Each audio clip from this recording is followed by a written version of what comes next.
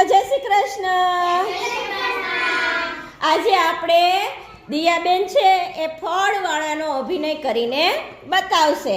ચાલો દિયાબેન.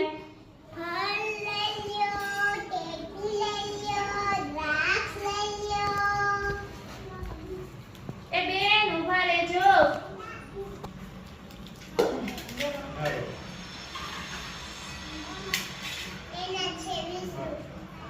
આપી દો એ.